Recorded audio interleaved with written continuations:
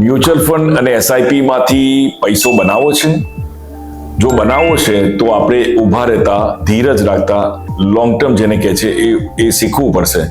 જો તમે તમારી ઈએમઆઈ જે હોમ લોનમાં ચાલે છે, જે 20 વર્ષ સુધી, 15 વર્ષ સુધી, કે તમારું એક ગોલ્ડ જે વડીલે લીધું હોય છે બાપ દાદા, એને તમે જાળવી રાખો છો વર્ષો સુધી, કે તમે એફડી, તમારી નોર્મલી એફડી જે 3 to 5 years કરતા હોય છે, પણ એનો રેકોર્ડ જોશો તો મોસ્ટ ઓફ ધ એફડી લાંબા ગાળા સુધી રિન્યુ થતી રહે છે, 15-20 વર્ષ સુધી. તમારું પીપીએફ એકાઉન્ટ, તો ગૂગલનો સર્વે કહે છે કે પીપીએફના મોટા ભાગના એકાઉન્ટ 15 વર્ષની સ્કીમ હોવા છતાં એ એક્સટેન્ડ થઈને 25-30 વર્ષ સુધી ચાલે છે.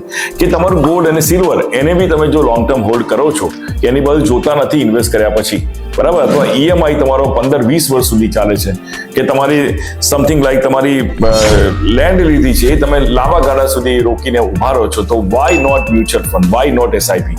તમારે એના માટે એટલો જ સમય આપવો પડશે. 10-15-20 વર્ષ પછી તમે જુઓ કેવું વેલ્થ ક્રિએશન થાય છે અને વન્ડર્સ ક્રિએટ થાય છે. શરૂઆતના 5 વર્ષ મે બી તમારું રિટર્ન થોડું ઘણું દેખાશે, ઓછું દેખાશે, 10%. 7 વર્ષ સુધીમાં 12-14% દેખાશે, પણ 7 વર્ષ પછી જે cumulative compounding, power of compounding થાય છે, એ એટલી ગજબ ઇફેક્ટ થાય છે કે તમને બહુ સારા પૈસા બનાવીને આપે છે. તો એના માટે ધીરજ રાખો અને શરૂઆતથી જલ્દીથી શરૂ કરો અને કન્ટિન્યુ કરો, એ જર્ની કન્ટિન્યુ કરો અને તમે ધીરજ રાખો. Stay invested four long term. તો આ જ ગુરુ મંત્ર છે પૈસા બનાવવા માટે. તો જરૂરથી આને વળગી રહો. Thank you so much, Dhaval.